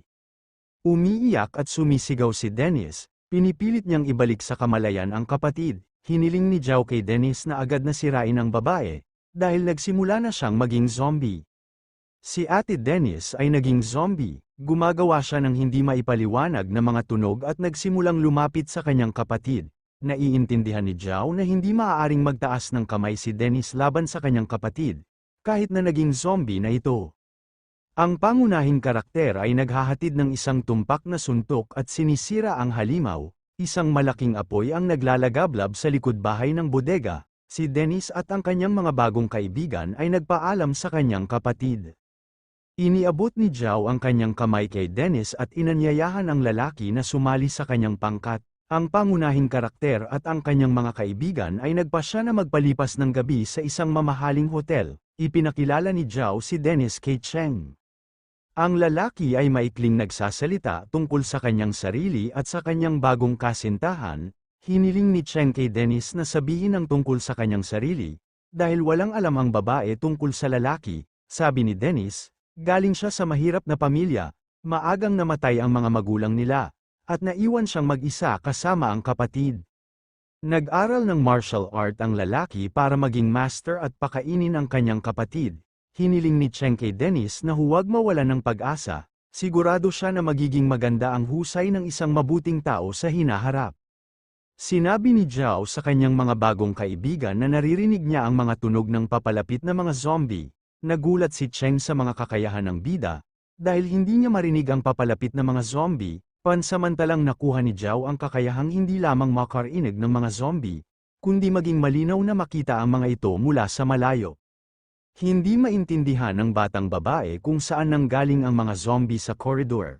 Dahil bago yun ay sinuri nila ang buong hotel, inanyayahan ni Zhao si Dennis na lumabas sa koridor at agad na humarap sa mga zombie. Hiniling ng pangunahing tauhan kay Dennis na patayin ang kanyang takot. Sinabi niya sa lalaki na makakatulong ito sa labanan. Natuklasan ng mga zombie sa koridor ang mga estudyante at agad na sumugod sa pag-atake. Si Zhao, sa tulong ng kanyang palakol sa apoy, ay mabilis na humarap sa maraming mga zombie, at para sa bawat napatay na halimaw siya ay iginawad ng mga puntos. Halos hindi lumaban si Dennis sa mga zombie, habang ang isa pang halimaw ay sumusulpot sa kanya mula sa likuran. Ang zombie, na gumapang mula sa likuran, ay tumalon kay Dennis at ibinagsak ang lalaki sa sahig. Binuksan ni Cheng ang pinto ng kwarto at sumigaw ng malakas. Ang malakas na ingay ay umaakit sa atensyon ng mga zombie, na nagligtas kay Dennis mula sa napipintong kamatayan. Dahil ang lahat ng mga halimaw ay sumugod sa babae, si Dennis ay patuloy na lumalaban sa zombie, ngunit hindi ito nakayanan at itinapon ito sa isang tabi. Pinagmamasdan ni Zhao at Cheng ang kanyang pakikibaka. Tinanong ng babae ang lalaki kung bakit ayaw niyang tulungan ang kanyang bagong kaibigan. Naniniwala si Zhao na dapat makayanan ni Dennis ang kanyang sarili, dahil ang lalaki ay hindi nangangailangan ng isang mahina sa koponan. Inanyayahan ni Zhao ang dalaga na umalis at iwan si Dennis na mag-isa kasama ang zombie na umatake sa kanya.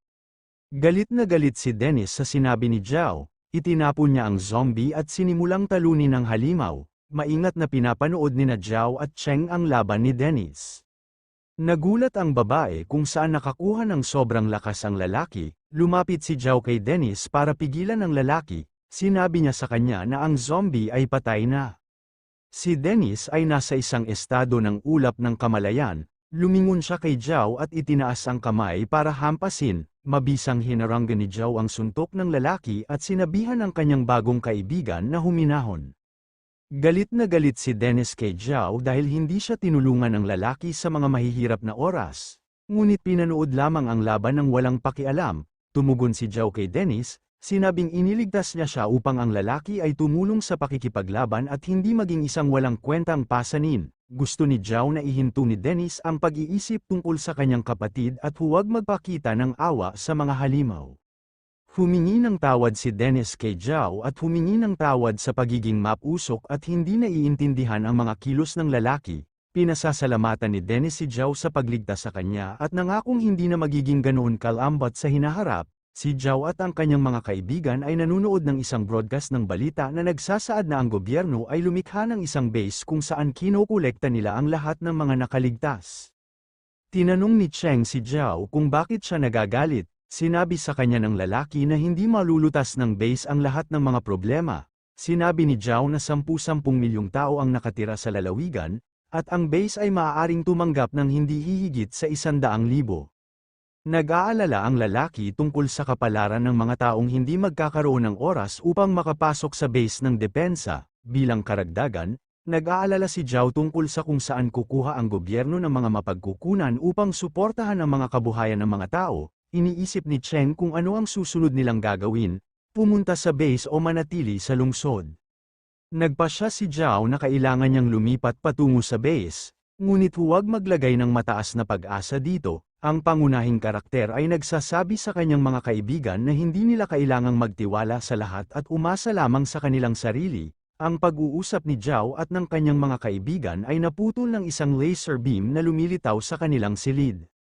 Napagtanto ni Zhao na ang laser beam ay nagmumula sa tapat ng gusali.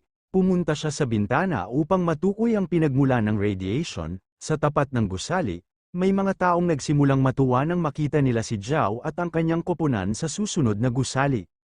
Nagsimulang sumigaw si Zhao sa mga tao sa tapat ng gusali, ngunit mabilis na napagtanto ng lalaki na malayo sila at hindi siya naririnig. Sinabi ni Dennis sa kanyang mga kaibigan na dalubhasa niya ang sining ng paghahatid ng impormasyon sa pamamagitan ng mga kilos. Sinusubukan ng lalaki na maghatid ng impormasyon gamit ang mga kilos, ngunit hindi siya naiintindihan ng mga tao sa tapat ng gusali.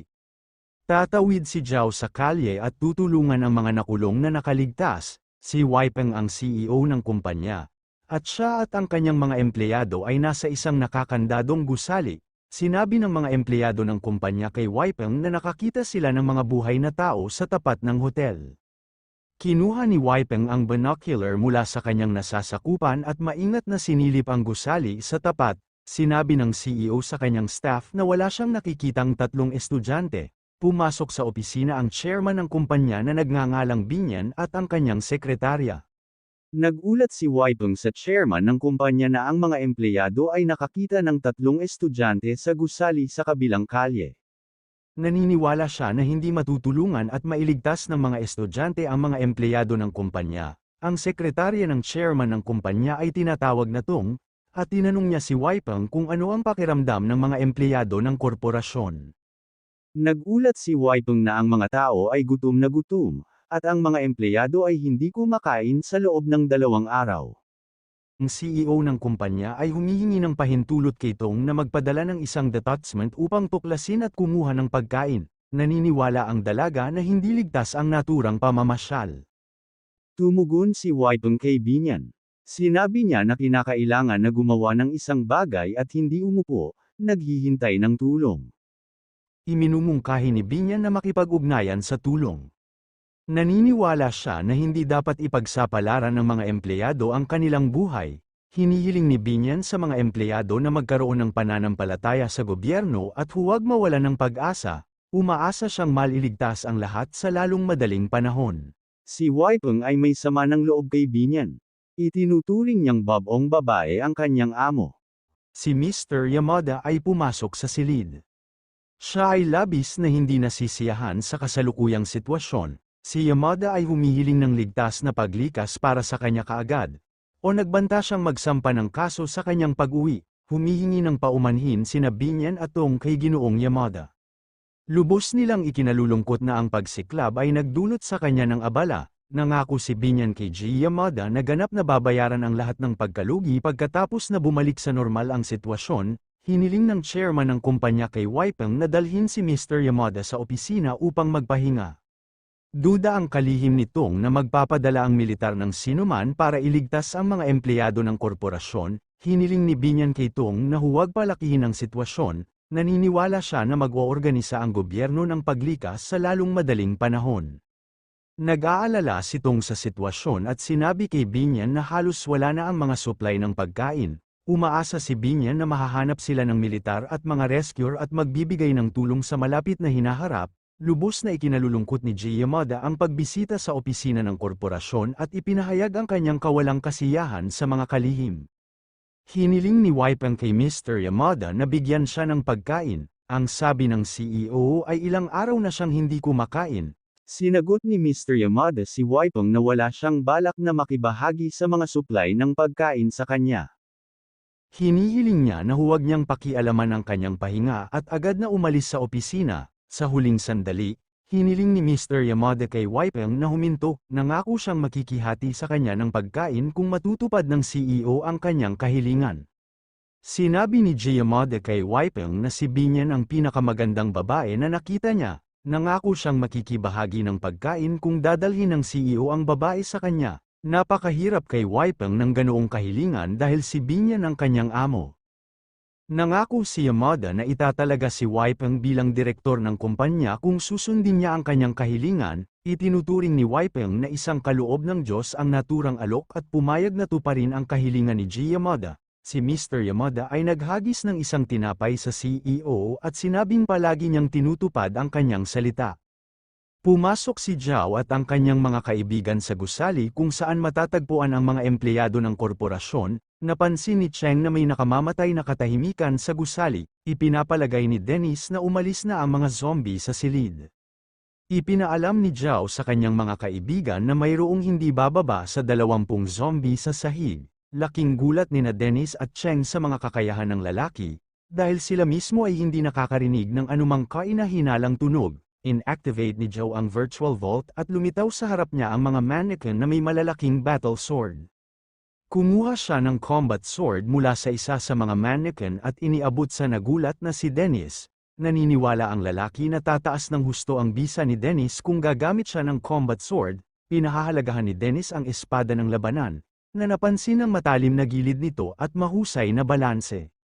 Isang malakas na dagandong ang narinig at ilang saglit ay isang pulutong ng mga galit na zombie ang umatake kay Zhao at sa kanyang mga kaibigan. Hiniling ni Zhao kay Dennis na manatili at protektahan si Cheng habang nakikipag-usap siya sa mga zombie. Pumasok si Wei Peng sa opisina ni Binyan at sinabi sa dalaga na mayroon siyang mahalagang proposal na kailangang pag-usapan.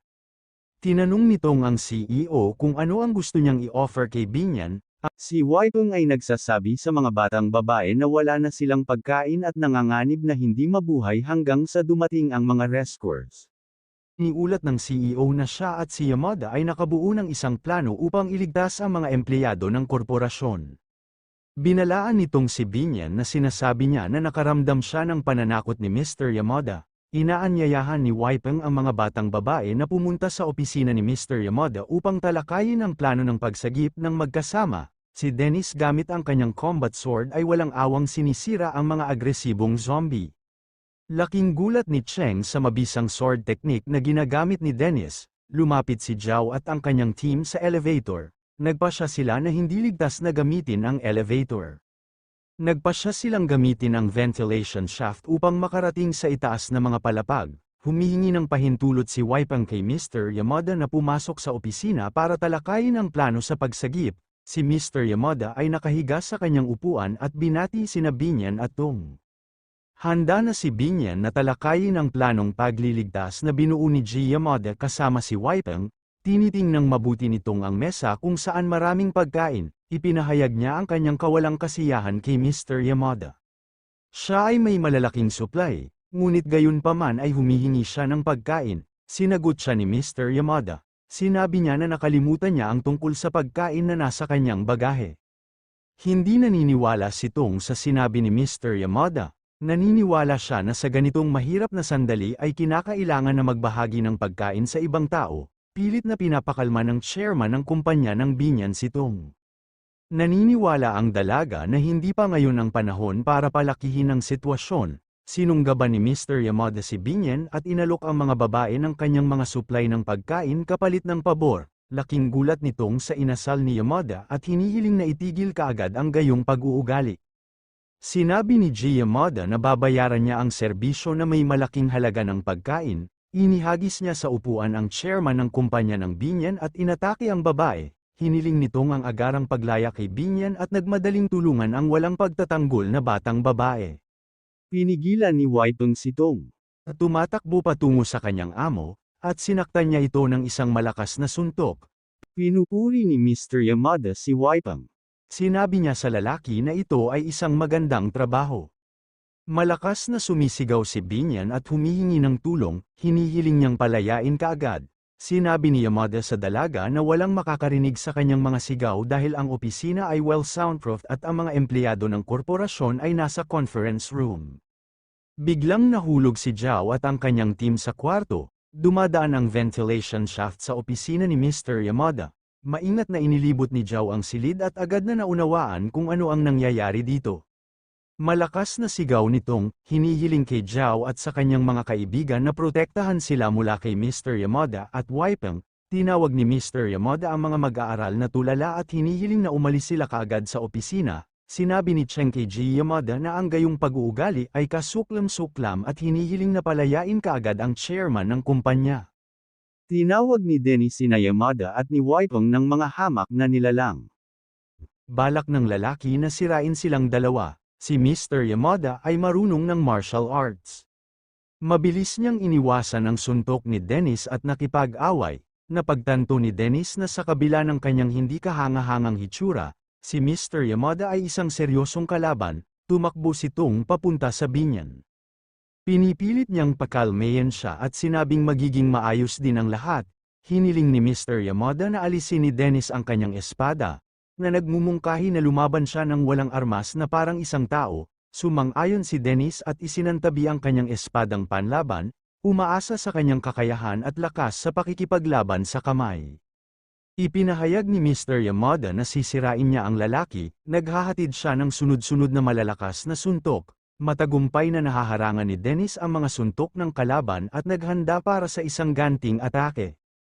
Tinanong ni Cheng kung kailangan ni Dennis ng tulong, sumagot si Zhao na kayang-kaya ng lalaki mag-isa. Tumalon si Mr. Yamada at tinamaan ng dalawang paa si Dennis. Ang lalaki ay patuloy na deftly ipagtanggol ang kanyang sarili, matagumpay na naipatupad ni Dennis ang paghawak at naglapat ng hagis, na naging sanhi ng pagbagsak ni Mr. Yamada sa sahig. Hindi makabangon si Mr. Yamada pagkatapos ng matagumpay na pamamaraan. Nakahiga siya sa sahig at tahimik na humihinga. Nagpa siya si Dennis na huwag tapusin ang kanyang kalaban, tumalikod siya at pumunta sa mga kaibigan niya. Sa oras na ito, naglabas ng kutsilyo si Mr. Yamada at sinubukang salakayin ang walang kamalay-malay na lalaki mula sa likuran. Hinarang ni Dennis ang kamay ng kalaban, na naglalaman ng kutsilyo, at hinampas siya ng malakas na suntok sa ulo. Galit na galit si Cheng sa pag-uugali ni Mr. Yamada dahil iminungkahi niya ang pakikipaglaban sa kamay na labanan, at siya mismo ay duwag na gumamit ng mga talam na sandata. Pinasalamatan ni Dennis si Zhao sa pagtulong sa kanya na piliin ang tamang landas para protektahan ang mahihina at walang pagtatanggol. Naniniwala si Zhao na si Dennis ay palaging isang patas at marangal na binata. Bumukas ang mga pinto ng opisina at ang mga nasasabik na mga empleyado ng korporasyon ay sumugod sa silid. Si Waipeng ay bumagsak sa kanyang mga tuhod, sinabi niya na pinilit siya ni Mr. Yamada na gawin ito, at humihingi ng awa. Puno ng galit at puot si Tong. Lumapit ang dalaga kay Waipeng at hinampas siya ng malakas. Inatake ng mga empleyado ng korporasyon si Waipeng, na nagbabalak na bugbugin ang tax sale. Inutusan ni Binyan na itigil ang pambubugbog. Gusto niyang igapos ng mga empleyado ng korporasyon si Yamada at Waipeng at ikulong sila sa isang utility room. Sinabi ni Mr. Yamada sa mga empleyado ng korporasyon na hindi nila alam kung sino ang kanilang kinakaharap, at hinihiling na palayain siya kaagad. Sina Tong at ang chairman ay nagpapasalamat kay Zhao at sa kanyang mga kaibigan sa kanilang tulong. Sinubukan ni Binyan na kumalma pagkatapos ng pag-atake, nakilala ng kanyang assistant na si Tong si Zhao at ang kanyang team. Kinikilala ni Cheng si Binyan bilang isang Business Academy graduate na isang honorary representative ng universidad. Naalala ni Zhao na noong nakaraang tag-araw ay pumunta siya sa Binyan para sa isang internship, ngunit tinanggihan ang kanyang aplikasyon.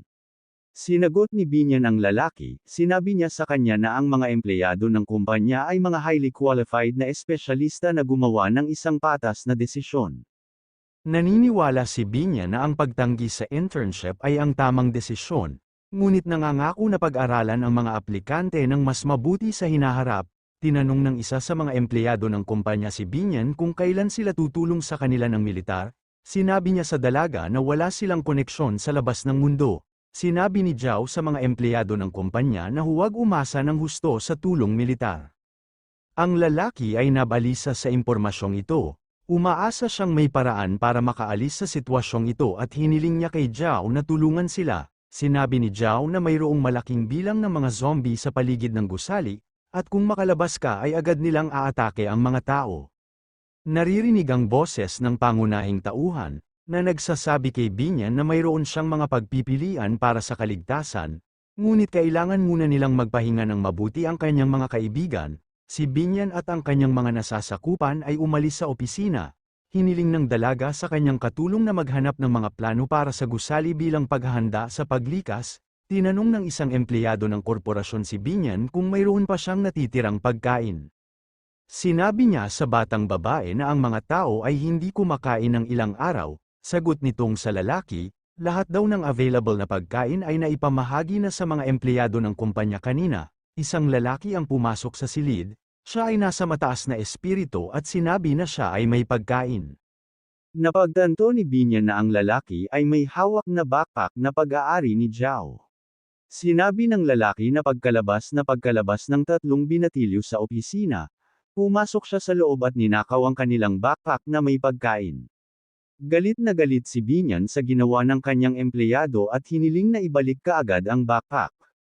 Naniniwala ang lalaki na imposibleng mag-isip tungkol sa moralidad sa oras na ito at nag-aalok na kainin ang ninakaw na pagkain. Itinuturing ni Binyan na immoral ang ginawa ng kanyang empleyado. dahil ninakaw ang backpack sa mga taong tutulong sa kanila. Isang empleyado ng korporasyon ang nagsabi kay Binyan na ang mga estudyante ay nambobola. Ginalugad niya ang gusali at naniniwala na walang ibang paraan palabas maliban sa ventilation shaft. Balak ng mga lalaki na kainin ang ninakaw na pagkain at pagkatapos ay mag-reconnaissance upang siyasatin ang paligid. Gamit ang isang ventilation shaft, isang empleyado ng korporasyon ang bumaba sa unang palapag ng gusali. Sumama sa kanya ang ibang mga lalaki. Pinipilit nilang huwag mag-ingay para hindi maakit ang atensyon ng mga zombie. Sinabi ng lalaki sa kanyang mga kasamahan na niloloko sila ng mga estudyante dahil wala silang nakikitang mga zombie. Ang mga empleyado ng korporasyon ay naglalakad sa unang palapag ng gusali. Naniniwala sila na iniligaw ni Zhao at ng kanyang mga kaibigan ang chairman ng kumpanya. Biglang, isa sa mga lalaki ang nakakita ng patay na zombie sa kanto. Takot na takot siya at hindi niya mapigilan ang pagsigaw. Napansin ng pinuno ng squad ang isang kakaibang bagay sa waist belt ng patay na zombie. Maririnig ang nasasabik na mga bulalas ng mga empleyado ng korporasyon. Ang patay na zombie ay may mga susi sa lahat ng lugar ng gawain na nakabitin sa kanyang sinturon. Biglang hinawakan sa braso ang lalaki at nagsimulang gumalaw ang zombie na nakahiga sa sahig. Tumakbo pabalik sa takot ang mga empleyado ng korporasyon. Tumayo ang zombie at nagsimulang dahan-daang maglakad patungo sa mga tao. Malakas ang ungol ng zombie, iniunat niya ang kanyang mga braso at tumakbo patungo sa mga taong natatakot. Kinuha ng lalaki ang isang malaking estatwa ng bato at buong lakas itong hinampes sa ulo ng zombie. Pinupuri ng mga empleyado ng korporasyon ang lalaki, sinabi nila na siya ay isang matapang na mandirigma. Si Zhao at ang kanyang mga kaibigan ay naglalakad sa isang mahabang koridor. Iniisip nila na ang mga taong tumatawag sa kanilang sarili na mga piling tao ay medyo bobo pagdating sa seguridad. Itinuturing ni Zhao na katangahan ang desisyon ng management na harangan ang pinto ng kanilang kumpanya at iwanang bukas ang pasukan. Ang sabi ng lalaki ay mas mataas ang posisyon ng isang tao, mas maraming responsibilidad ang dapat niyang taglayin sa kanyang mga nasasakupan. Naniniwala si Cheng na si Zhao ay isang natural na pinuno na may malakas na kasanayan sa pagsusuri. Pumasok si Zhao at ang kanyang mga kaibigan sa opisina. Napansin agad nila na may nawala na backpack sa mesa. Dumating ang mga estudyante sa opisina ng chairman ng Binyan Corporation. Sinabi nila sa kanya na nawawala ang kanilang backpack. Nakikita ng mga kabataan ang walang laman na packaging ng pagkain sa opisina na nasa kanilang backpack. Humihingi sila ng agarang paliwanag. Tinanong ni Zhao si Binyan kung bakit sila tinatrato ng mga empleyado ng korporasyon ng masama. Sumasang-ayon si Tong na ang gawaing ito ay kasuklam-suklam at handang magbayad para sa anumang abala na idudulot sa hinaharap. Sinabi ni Dennis na si Tong at ang mga empleyado ng korporasyon ay walang prinsipyong mga tao na ibinalik ang kanilang tulong sa pagnanakaw. Ipinaliwanag ni Binyan na kailangan ng pagkain para pakainin ang mga lalaking nag-explore. At babalik sila na may dalang mga probisyon. Naniniwala si Zhao na maaaring hindi na bumalik ang mga empleyado ng korporasyon. Tinanong niya si Binyan kung ilang oras na ang lumipas mula nang umalis sila. Sinubukan ni Binyan at Tong na alalahanin kung anong oras umalis ang mga empleyado. Sa tingin nila mahigit 2 oras na ang lumipas. Sa tulong ng nahanap na mga susi, ang mga lalaki ay pumasok sa restaurant at kumain ng inihandang tanghalian ng may labis na kasiyahan. Nag-aalok ang isa sa mga empleyado na bumalik. Ang kanyang kasamahan ay hindi gustong bumalik at nagmumungkahi na lumikha ng kanyang sariling pangkat. Sinabi ng lalaki na pagod na siyang sumunod sa hanggal na pamamahala, at bukod pa rito, mayroon silang mga susi sa lahat ng silid ng gusali at mga supply ng pagkain. Nagpasya ang mga empleyado ng korporasyon na manatili at magtalaga ng isang lalaking nagngangalang Chun bilang kanilang commander.